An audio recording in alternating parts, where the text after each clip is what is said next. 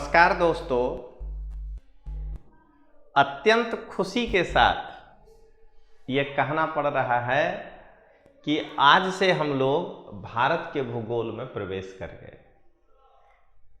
भौतिक भूगोल में सिर्फ एक चैप्टर बाकी है और पढ़ाना, जो है वो हमको याद है, बस उसका थोड़ा सा पीपीटी बने, उसके बाद उसको शुरू करेंगे, इसलिए उसको अभी छोड़े हैं और अब भारत के भूगोल में हम लोग प्रवेश कर गए। तो भारत के भूगोल का पहला चैप्टर है सामान्य परिचय। अब ये पूरा इसी तरह आएगा, यहां हेडिंग होगा, यहां चैप्टर का नाम होगा और चैप्टर ये 4 लेक्चर में पूरा होगा। सामान्य परिचय खाली 4 घंटा पढ़ाएंगे और उसका पार्ट 1 हम लोग पढ़ने जा रहे हैं। तो सामान्य परिचय में क्या होगा ये आपके सामने है कि भारत के स्टेट और यूनियन टेरिटरी जो आप पढ़े हैं पॉलिटी में, उसको भौगोलिक रूप से यहां पढ़ना है। वहां पढ़े थे पॉलिटिकली, यहां पढ़ेंगे ज्योग्राफिकली। तो चलिए दोस्तों शुरुआत करते हैं। सबसे पहले हम लोग ये जाने, भारत का सामान्य परिचय भूगोल में पढ़ रहे हैं तो प्राचीन काल, पहला चैप्टर हमेशा सबका इतिहास ही होता है दोस्तों। तो प्राचीन काल से तो अर्ली वैदिक पीरियड की बात करें तो वैदिक काल में जहां तक आर्यों का शासन था, जहां तक आर्य शासन कर पाते थे, जहां तक उनका साम्राज्य था,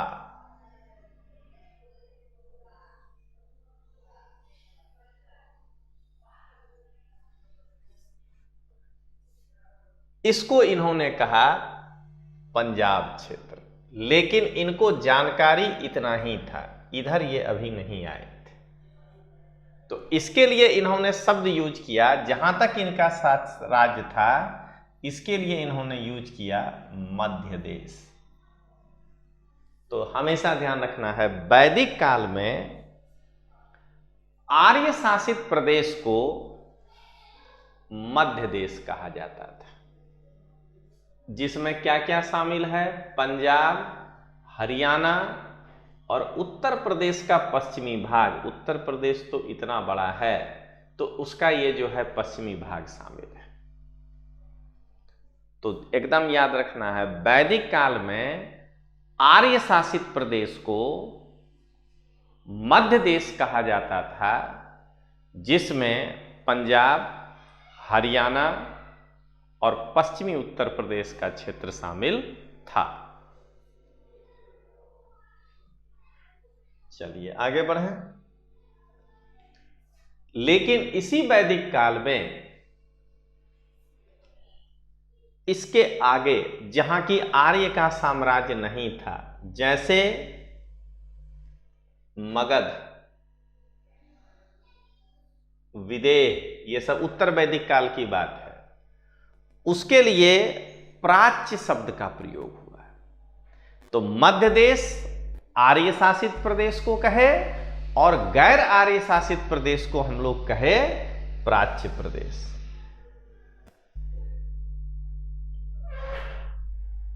अब वैदिकोत्तर काल में, यानी ये पूर्व वैदिक की स्थिति थी। अब जब उत्तर वैदिक काल में हम लोग आए तो ये पूरा वैदिक काल में पढ़ा चुके हैं भौगोलिक विस्तार। ये सिर्फ उनके लिए है कि हो सकता है कोई लड़का केवल ज्योग्राफी का ही ऐप लिया हो, तो क्या करेंगे, उसको तो बताना ना पड़ेगा। तो देखिए, उत्तर वैदिक काल में आर्यों ने अपना विस्तार हिमालय नदी से लेकर के, हिमालय पर्वत से लेकर के ये विंध्याचल पर्वत तक किया।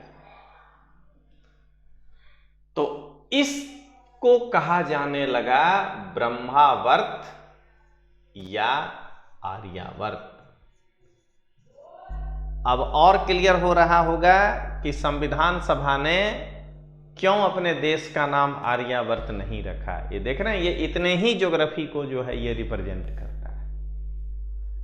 ये हिमालय से लेकर के विंध्य क्षेत्र तक आता है। और उस समय विंध्य क्षेत्र के दक्षिण का क्षेत्र, ये देखिए, दक्षिणापथ कहलाता था। कृष्णा नदी के दक्षिण का क्षेत्र, उत्तर का क्षेत्र, माने विंध्याचल के नीचे ये पूरा कृष्णा नदी का क्षेत्र, ये कहलाता था दक्षिणापथ।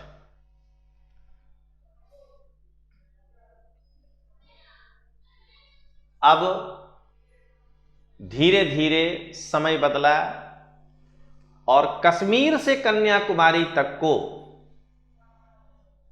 लोग आर्यावर्त कहने लगे। अब इस पर प्रश्न देखें कि कैसे पूछा जा सकता है। निम्न कथनों पर विचार करें।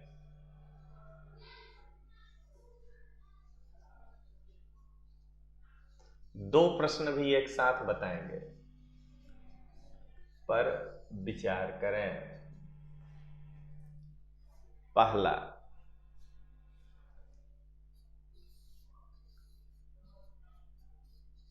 वैदिक काल में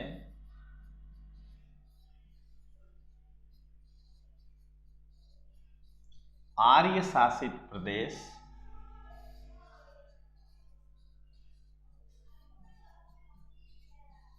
प्राच्य देश कहलाता था।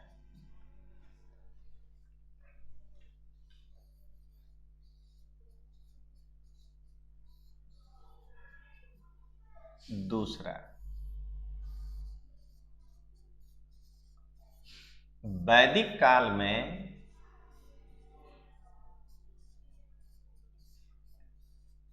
गैर आर्य शासित प्रदेश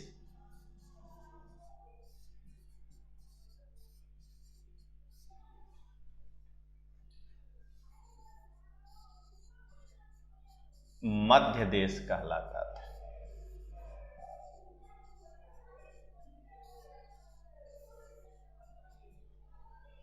तीसरा, आर्य शासित प्रदेश में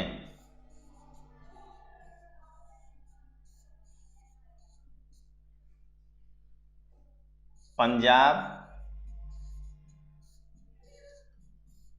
हरियाणा एवं पूर्वी उत्तर प्रदेश, पश्चिमी उत्तर प्रदेश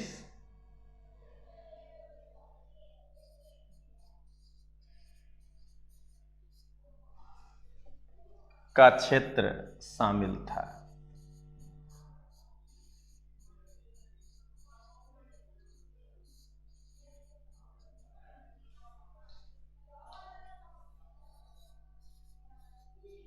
उपरोक्त में से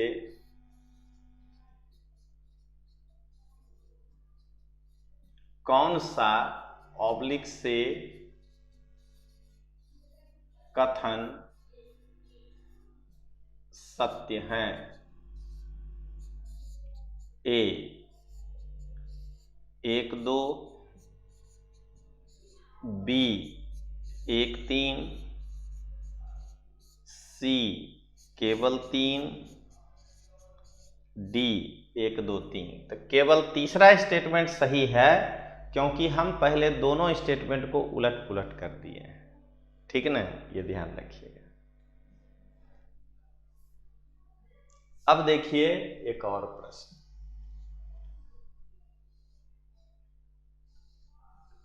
निम्न पर ध्यान दें।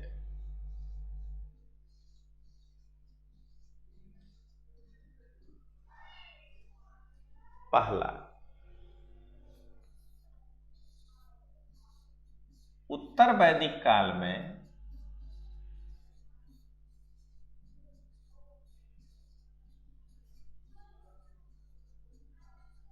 हिमालय से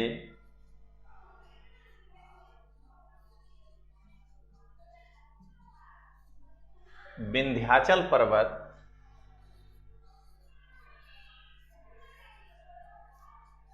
का क्षेत्र, हिमालय से विंध्याचल पर्वत का क्षेत्र आर्यावर्त कहलाता था।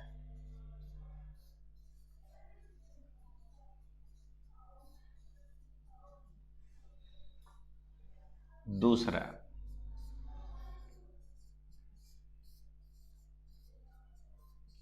उत्तर वैदिक काल में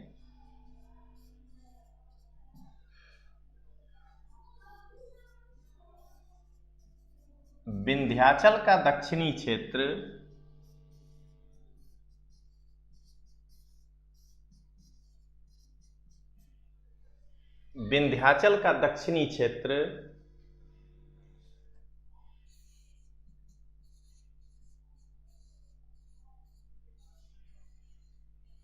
ब्रह्मावर्त कहलाता था।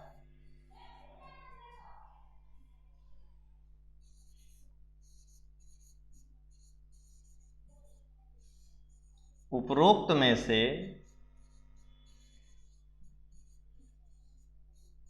कौन सा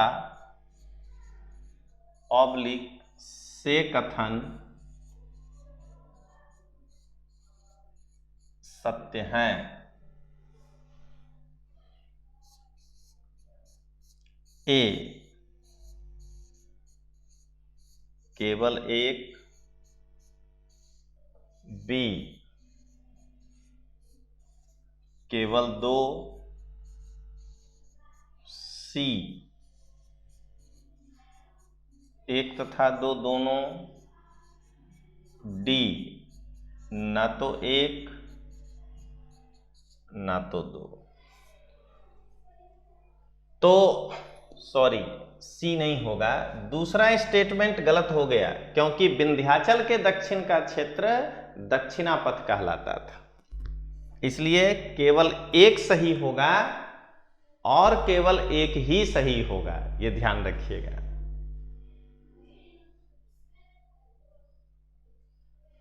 चलिए अब आगे बढ़ें। भगवान बुद्ध के काल में पूरे भारतीय उपमहाद्वीप को, बांग्लादेश, पाकिस्तान, सबको मिला करके जम्बू द्वीप कहा जाता है। हम लोग जब भगवा बुद्धो कह के, जब मैं पाली पढ़ाता था तो उसमें जब भगवान बुद्ध पर लेख लिखने के लिए आता था आईएएस में, ऐसे पाली में, तो हम लोग यही लिखते थे, अतीत काले जम्बू द्वीपस्मि, ठीक है ना, अतीत काले जम्बू द्वीपस्मि कपिलवत्थु नामस्य एको नगरो अहोसी। अतीत काल में जम्बू द्वीप में कपिलवस्तु नाम का एक नगर था। तत् शुद्धोधनो नाम राजा राज्यं अकरोसी। वहां शुद्धोधन नाम का एक राजा राज करता था। अब पूरा बताएंगे तो गड़बड़न होगा, तो ध्यान दीजिएगा। आपको, हम लोग को इसलिए बहुत सारे शब्द याद हैं कि कई विषयों को पढ़े, मास्टर डिग्री किए उसमें, तो इस कारण से जो है ये हुआ। तो बौद्ध के काल में भारतीय उपमहाखंड को जम्बू द्वीप, जम्बू मतलब होता है बड़ा, नहीं कहते हैं जम्बो जेरोक्स, तो बड़ा आइलैंड। लोग सोचते थे इसके पीछे भी पानी ही है, क्योंकि उस पर गए नहीं थे उस समय, तो लोग सोचते थे कि यह एक आइलैंड है और ये एक बहुत बड़ा आइलैंड है, इसीलिए इसका नाम पड़ा जम्बू द्वीप। अब आइए, विष्णु पुराण में यह कहा गया है कि हिंद महासागर के उत्तर में और हिमालय के दक्षिण का जो क्षेत्र है वह भारतवर्ष है। यानी सबसे पहले विष्णु पुराण में आज के भौगोलिक भारत को, हम उसमें इंक्लूड बांग्लादेश और पाकिस्तान को भी करेंगे, हम खाली पीओके नहीं लेंगे।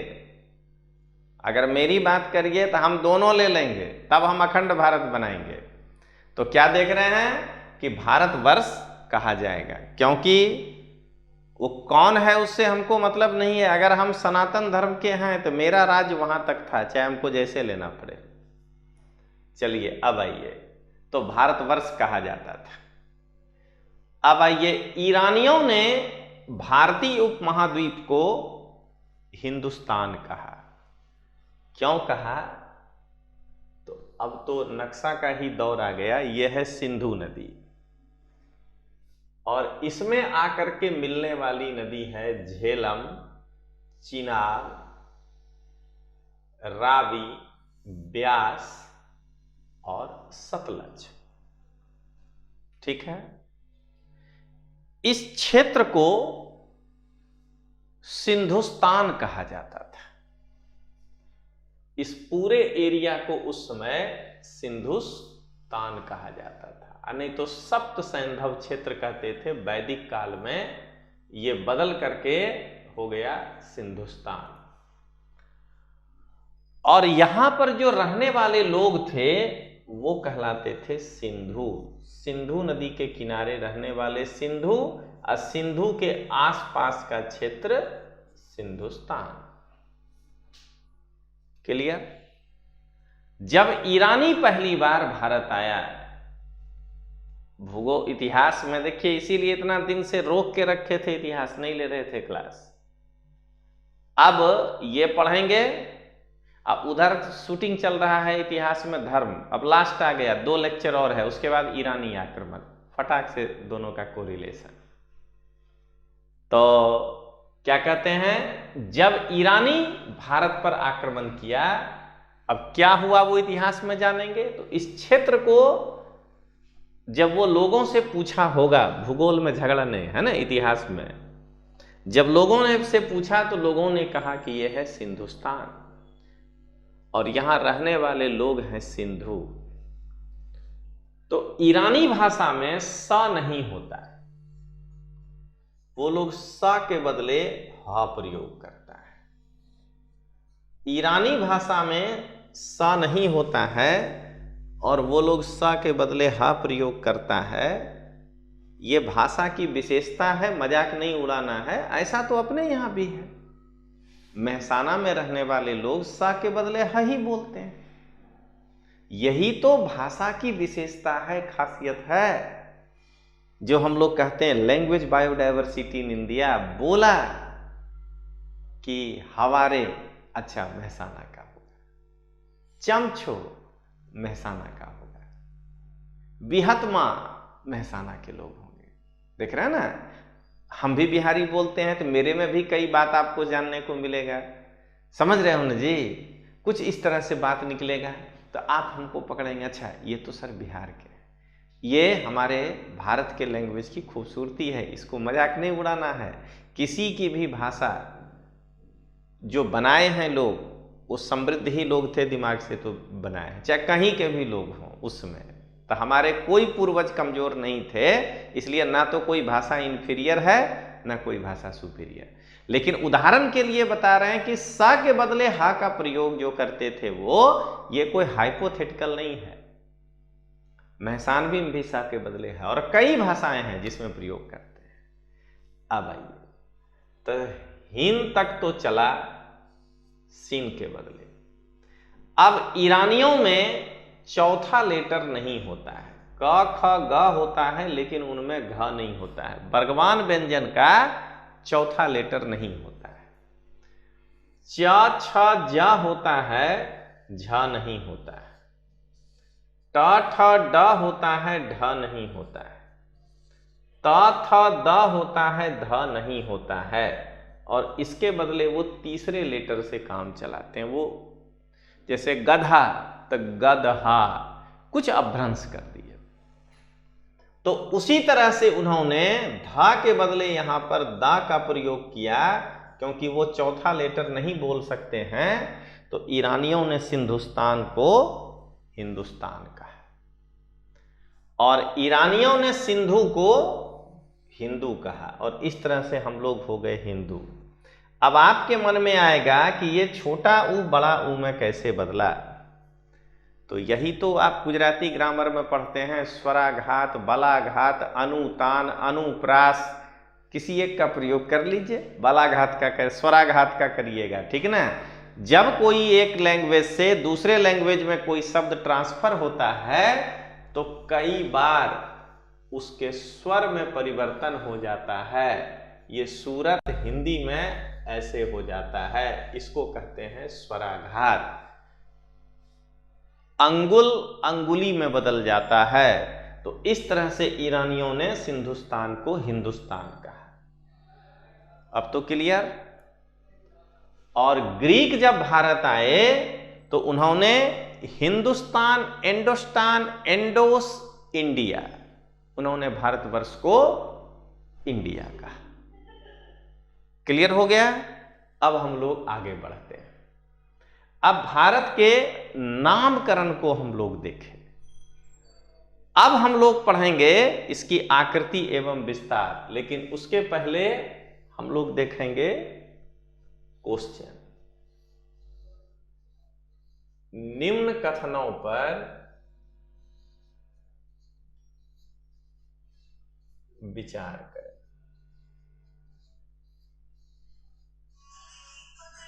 निम्न कथनों पर विचार करें।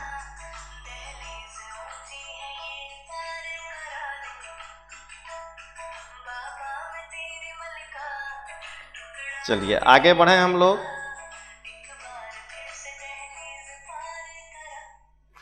आगे बढ़े हम लोग। निम्न कथनों पर विचार करें। देखिए पहला विचार करते हैं हम लोग कथनों पे, जो बौद्ध काल में जम्बूद्वीप कहा गया था उसके बारे में। पहला, बौद्ध काल के बदले थोड़ा सा बदल देते हैं, पूर्व मौर्य काल में। एक ही चीज, पूर्व मौर्य काल में भारत को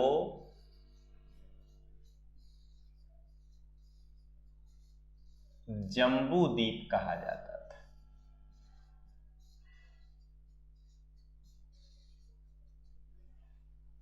जम्बूद्वीप कहा जाता था। दूसरा, पूर्व मौर्य काल में भारत को जम्बूद्वीप कहा जाता था। दूसरा,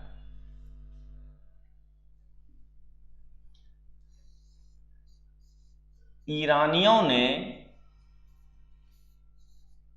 भारत को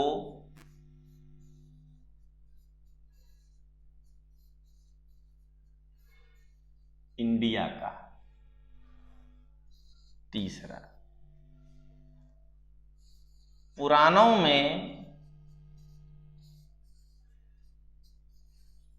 भारत के लिए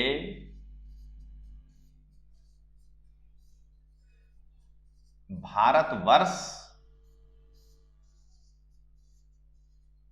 शब्द का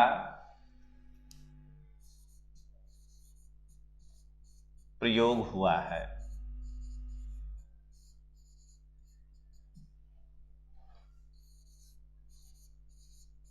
उपरोक्त में से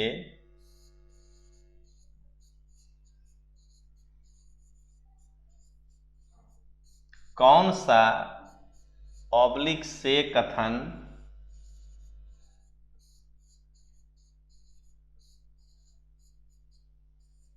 सत्य हैं? ए 1-2, बी 1-3, सी केवल 3, डी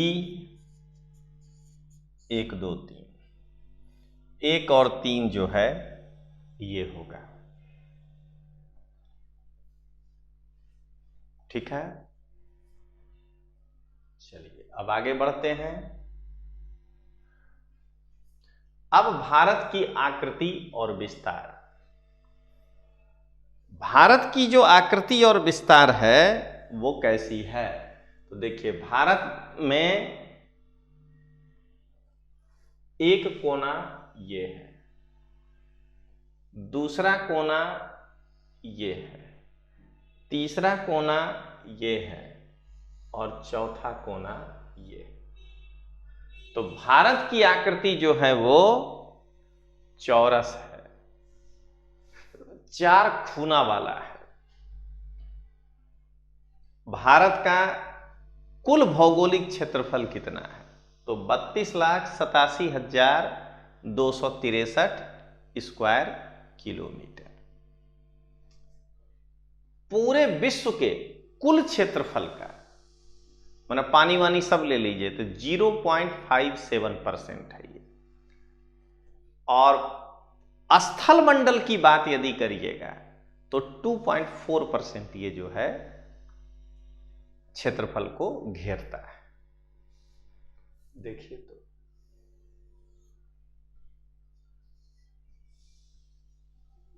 निम्न पर ध्यान दें।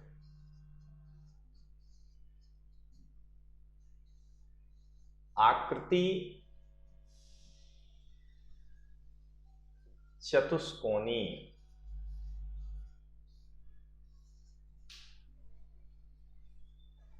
विश्व के कुल क्षेत्रफल का, ये देखिए 0.57%, कुल क्षेत्रफल का 0.57%,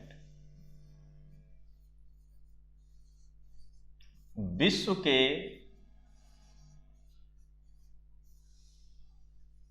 कुल स्थल मंडल का 2.4%। चौथा, मैंने एक नया प्रकार का प्रश्न दे रहे हैं।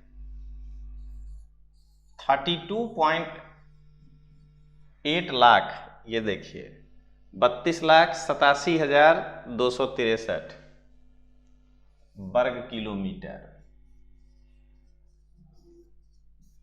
अब प्रश्न देगा, उपरोक्त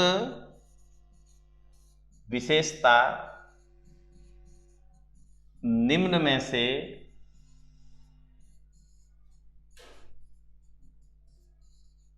किस देश की है?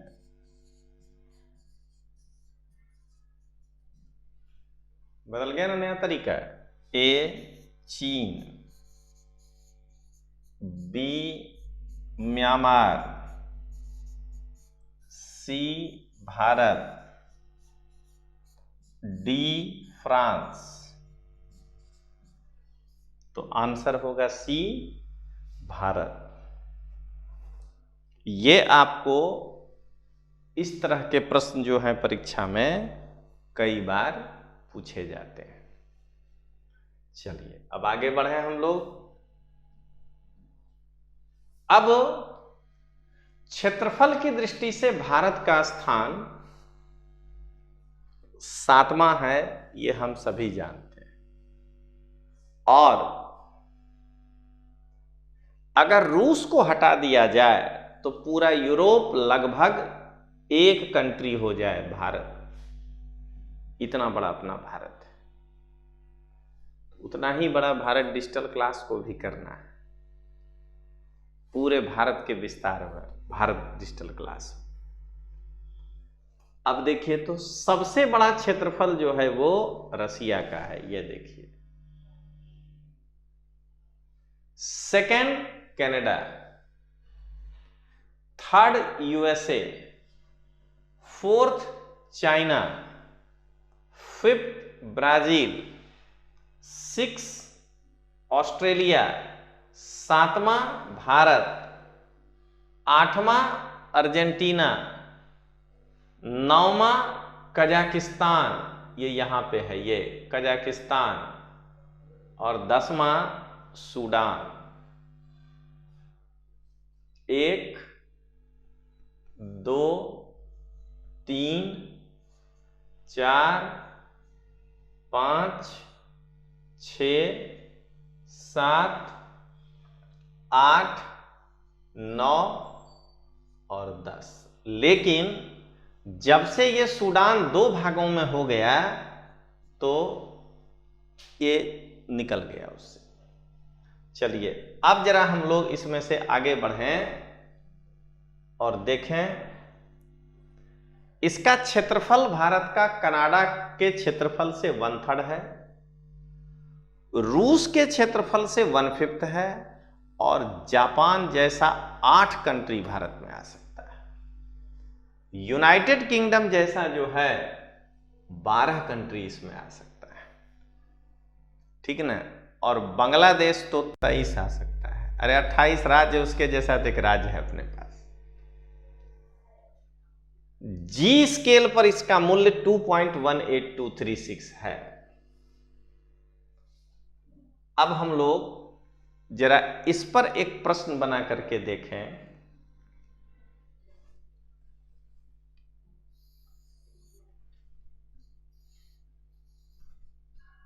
भारत के संदर्भ में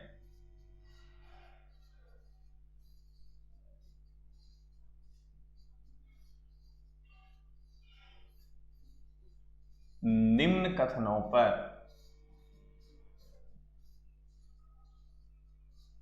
विचार करें। पहला, भारत के संदर्भ में निम्न कथनों पर विचार करें। अगर भारत के बारे में पूछ लेंगे तो गड़बड़ हो जाएगा। निम्न कथनों पर विचार करें। पहला, क्षेत्रफल की दृष्टि से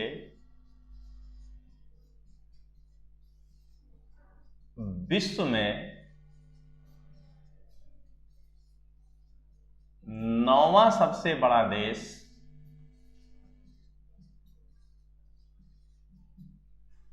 अर्जेंटीना है।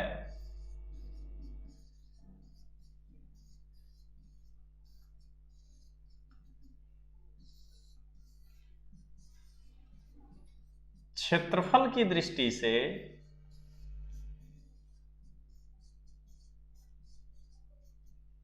भारत कनाडा का 1/3 है, 1/3 है।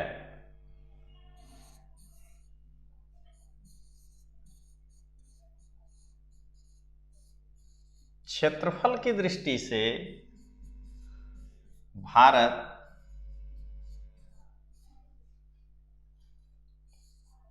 बांग्लादेश का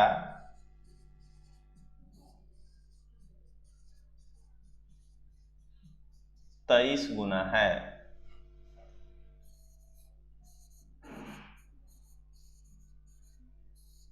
उपरोक्त में से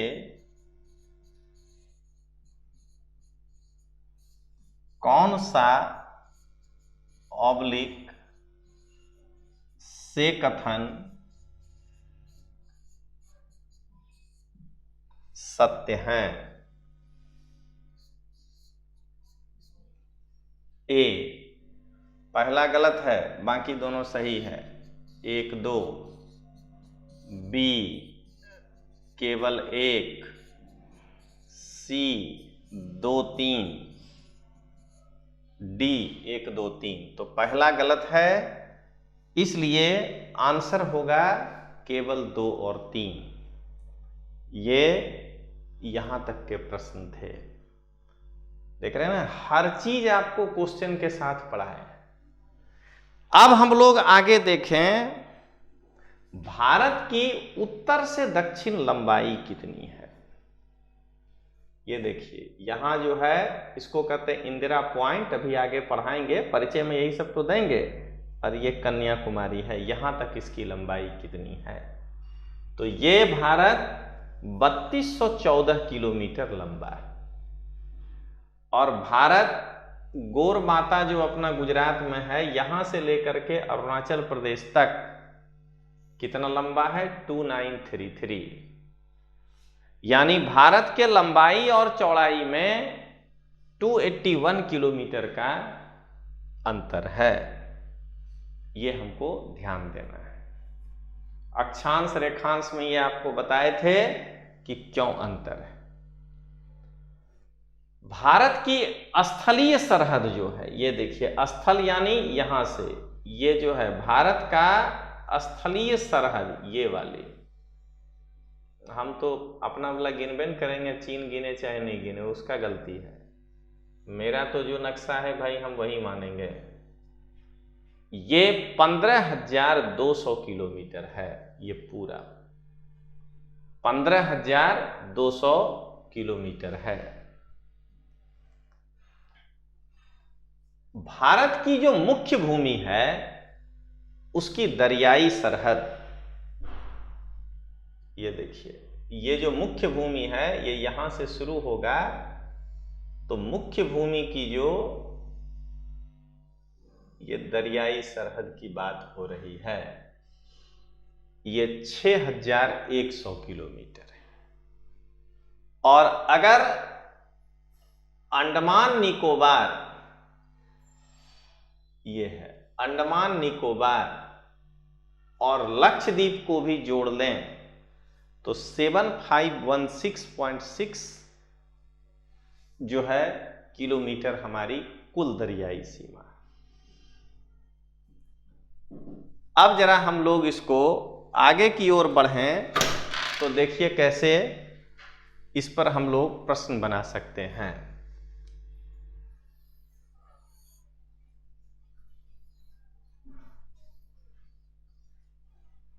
निम्न कथनों पर विचार करें। निम्न कथनों पर विचार करें।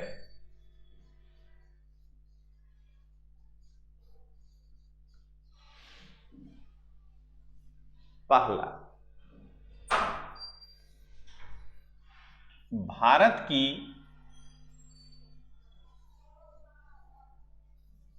पूरब से पश्चिम लंबाई, बढ़िया से देखिएगा, भारत की पूरब से पश्चिम लंबाई 3214 किलोमीटर है,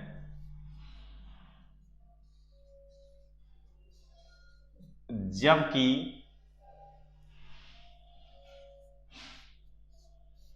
उत्तर से दक्षिण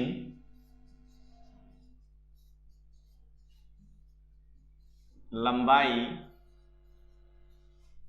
2933 किलोमीटर है। हड़बड़ी वाला इसको सही है मारेगा, टिकिए, ध्यान रखिएगा। दूसरा, भारत की स्थलीय सीमा 15,200 किलोमीटर है, ये देख लीजिए, 15,200 किलोमीटर है। जबकि भारत की कुल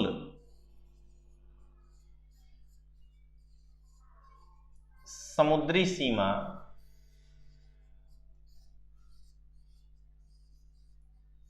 6100 किलोमीटर है।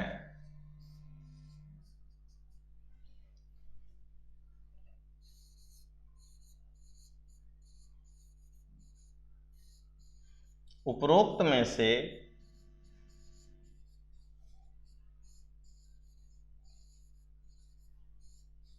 सत्य कथन पहचाने। ए,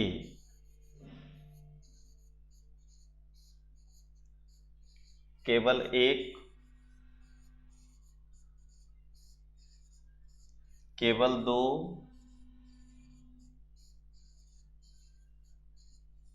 एक तथा दो दोनों, ना तो एक ना तो दो। दोनों ही स्टेटमेंट गलत है, क्योंकि ये उल्टा हो गया और यहां पे मुख्य भूमि का दरियाई सीमा हमने लिख दिया है, इसलिए ये स्टेटमेंट गलत हो गया। अब हम लोग आगे देखें।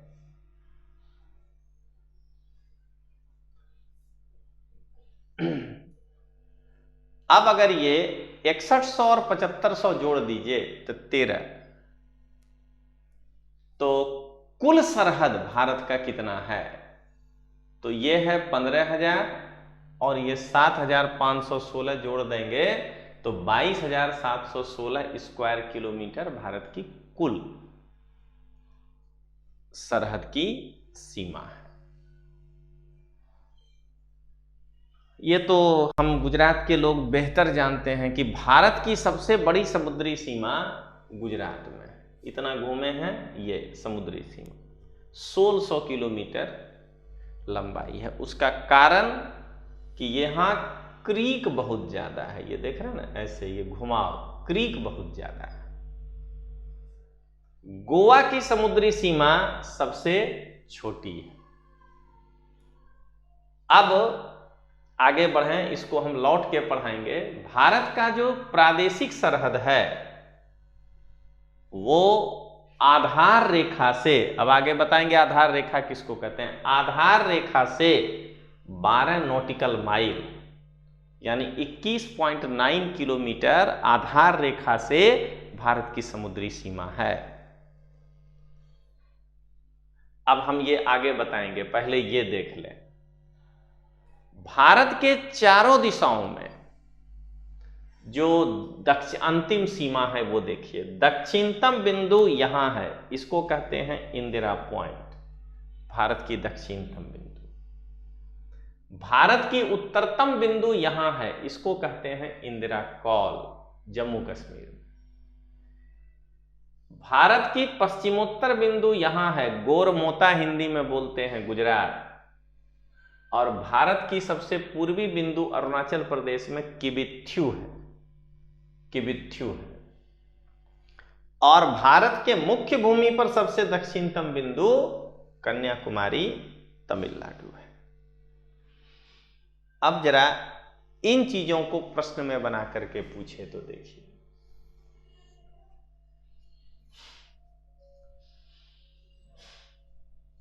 निम्न पर ध्यान दें।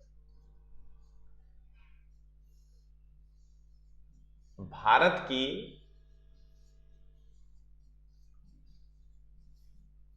दक्षिणतम बिंदु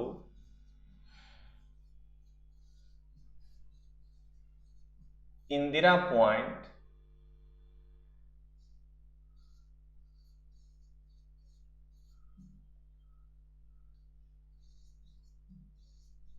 अंडमान निकोबार में स्थित है। अंडमान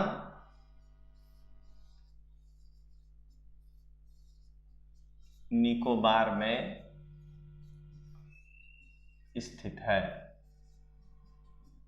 दूसरा, भारत की पूर्वोत्तम बिंदु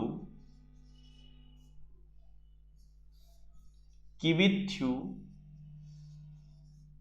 भारत के नागालैंड राज्य में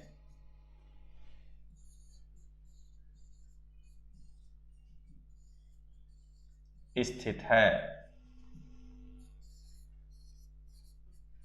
उपरोक्त में से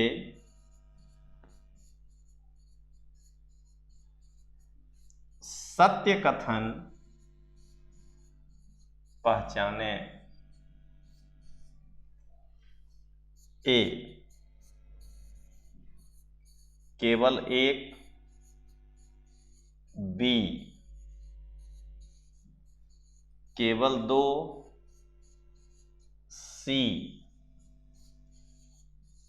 एक तथा दो दोनों। डी, ना तो एक ना तो दो। तो पूर्वोत्तर बिंदु किबिथ्यू तो है, बट ये अरुणाचल प्रदेश में है, ये क्या कहते हैं, नागालैंड में नहीं है। इसीलिए इसमें सही आंसर होगा केवल एक, क्या कहते हैं, अंडमान निकोबार वाला। चलिए अब आगे बढ़ें। अब जरा समझिएगा कि पहले आधार रेखा किसको कहते हैं, फिर संलग्न क्षेत्र किसको कहते हैं, हमारा सीमा क्षेत्र कहां तक है, इन सब चीजों को देखें। तो देखिए, दरअसल हम लोग भारत का मानचित्र ऐसे बना देते हैं, लेकिन यदि आप गौर करिएगा हम इसको जान के ऐसे नहीं किए, यहां हर जगह अपनी तट रेखा कटी फटी है।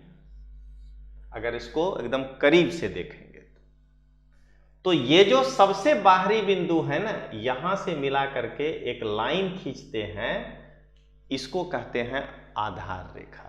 किसी भी देश में जो कटी फटी होगी तो सबसे बाहरी वाला भाग को मिला के लाइन खींचा जाता है, यह कहलाता है आधार रेखा। यहां से 12 नॉटिकल माइल तक, समुद्री मील तक हमारी बाउंड्री है, बाउंड्री। क्लियर? अब आगे देखिए क्या कहते हैं। 24 नॉटिकल माइल को हम कहते हैं कंटिगुअस क्षेत्र, संलग्न क्षेत्र। यानी कि 24 इस आधार रेखा से 24 नॉटिकल माइल जाएंगे तो यह कहलाता है संलग्न क्षेत्र। इसके अंदर हमको अगर कोई जहाज प्रवेश कर गया तो हमको सीमा शुल्क केवल लेने का हक है। हम यहाँ कस्टम ड्यूटी जो है उस जहाज से वसूल कर लेंगे, ये हमारी सीमा में नहीं है, यानी हमारे बाउंड्री के अंदर नहीं है। लेकिन यहाँ तक इसको कहते हैं कंटिन्यूअस क्षेत्र, संलग्न क्षेत्र। किसी भी देश में अगर आप उसके संलग्न क्षेत्र में प्रवेश हो जाएंगे तो उस देश का कस्टम कानून आपके ऊपर लागू हो जाएगा। भारत को सीमा शुल्क वसूलने का अधिकार। अब आइए 200 नॉटिकल माइल अगर आप चले गए, ये देखिए यहां से बनाते हैं 200 नॉटिकल माइल समुद्री मील, 12, 24 और 200, तो इसको कहते हैं EEZ, एक्सक्लूसिव इकोनॉमिक जोन, अनन्य आर्थिक क्षेत्र। ये देखिए एक्सक्लूसिव इकोनॉमिक जोन, अनन्य ये आर्थिक क्षेत्र।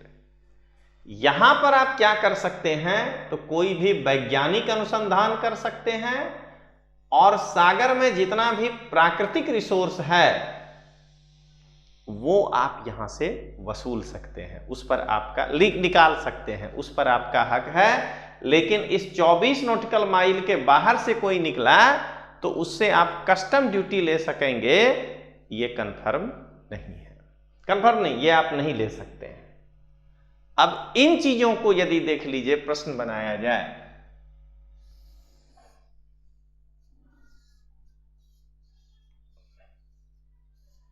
निम्न पर विचार करें। भारत की आधार रेखा से 12 समुद्री मील की दूरी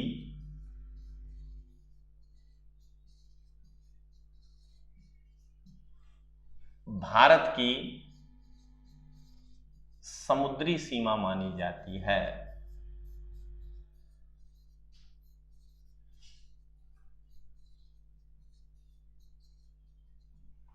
मानी जाती है।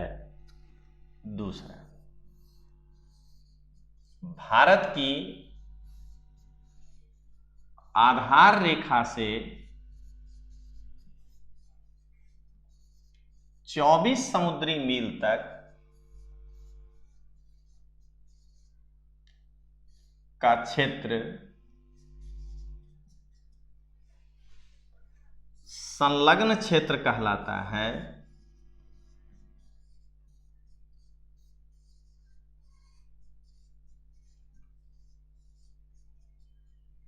जहां भारत वैज्ञानिक अनुसंधान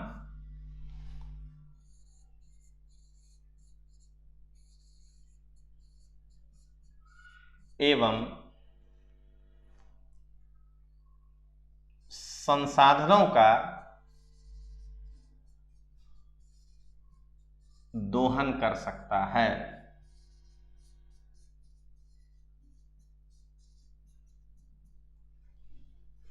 तीसरा,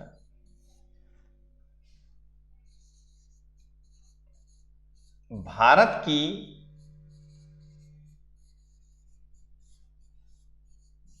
आधार रेखा से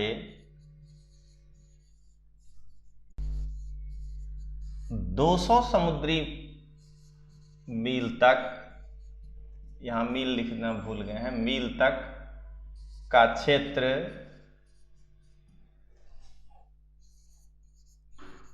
अनन्य आर्थिक क्षेत्र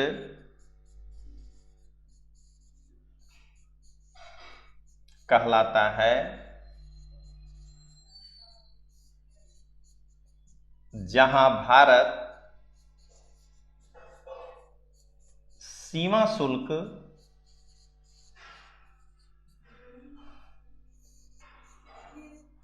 वसूल सकता है।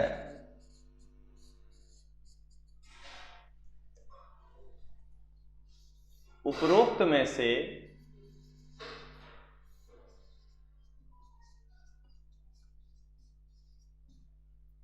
सत्य कथन पहचाने।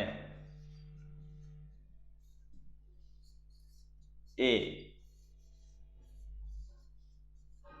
केवल एक, बी 1 2, सी 2 3, डी 1 2 3। देखिए पहला लाइन तो सही है, ये जहां वाला शब्द जो है ये गलत है, ये अनन्य आर्थिक क्षेत्र में है और इसका जहां वाला क्षेत्र जो है वो उधर है, तो आंसर होगा केवल एक। दूसरा और तीसरा स्टेटमेंट जो है वो गलत हो गया। देख रहे हैं ना, केवल सामान्य परिचय में आपको इस तरीके से पढ़ा रहे हैं। अब हम लोग आगे बढ़े, अनन्य आर्थिक क्षेत्र हो गया जहां पर। अब भारत का एक नॉर्मल परिचय देख लीजिए, अभी आगे और पढ़ाएंगे पार्ट 2 पार्ट 3 में। दक्षिण उत्तरतम बिंदु इंदिरा कौल जम्मू कश्मीर, मुख्य भूमि की दक्षिणतम बिंदु कन्याकुमारी, क्या कहते हैं, पूर्वी भूमि किबिथु, पूर्वोत्तर भूमि अरुणाचल प्रदेश, पश्चिमी भूमि गोरमाता गुजरात, उत्तर से दक्षिण लंबाई 3214, ये लंबाई 2933, भारत पाकिस्तान की बाउंड्री 3323। देख रहे हैं अफगानिस्तान 106। ये जो है भारत का एक सामान्य परिचय है। भारत के समुद्री किनारा किस राज्य का कितना है, आप केवल टॉप 10 13 देख लीजिए। नंबर 1 जो है, ध्यान दीजिएगा, गुजरात का किनारा राज्यों में नंबर 1। ऐसे तो अंडमान निकोबार का पहला है, फिर गुजरात, फिर आंध्र प्रदेश, फिर तमिलनाडु, फिर महाराष्ट्र, फिर केरल, फिर उड़ीसा, फिर कर्नाटक, फिर पश्चिम बंगाल, फिर लक्षद्वीप, फिर गोवा, फिर पुद्दुचेरी, फिर दमन द्वीप। तो सबसे छोटी सीमा दमन द्वीप की है। वो राज्यों में जब पूछता है तब गुजरात और गोवा, टोटल में अंडमान निकोबार और ऐसे में दमन द्वीप। एक डेटा, 1 नॉटिकल माइल बराबर 1.824 किलोमीटर होता है, ये याद रखिएगा। ये आपका आज का सामान्य परिचय का पार्ट 1 था। ये टोटल 4 पार्ट में विभाजित है, यानी लमसम ये 1 घंटे का है क्लास। अच्छा एक काम करते हैं, ये एक बार बता देते हैं, और एक पीपीटी पढ़िएगा, नहीं पढ़े। एक मानक माइल, स्टैंडर्ड माइल होता है 1.6 किलोमीटर। एक नॉटिकल माइल 72,960 इंच होता है, जबकि 1.824 किलोमीटर होता है। और एक मानक माइल 63.360 इंच होता है, जबकि 1.6 किलोमीटर होता है। क्लियर हो गया। एक स्टैंडर्ड माइल हमेशा नॉटिकल माइल से छोटा होता है। देख लीजिए, ये 1.6 है स्टैंडर्ड माइल किलोमीटर, और नॉटिकल माइल 1.824 है। नॉटिकल माइल हमेशा बड़ा होता है। तो चलिए दोस्तों, अब हम लोग मिलते हैं अगले क्लास में सामान्य परिचय के पार्ट 2 में, ठीक है। तो मिलते हैं। जय हिंद, जय भारत।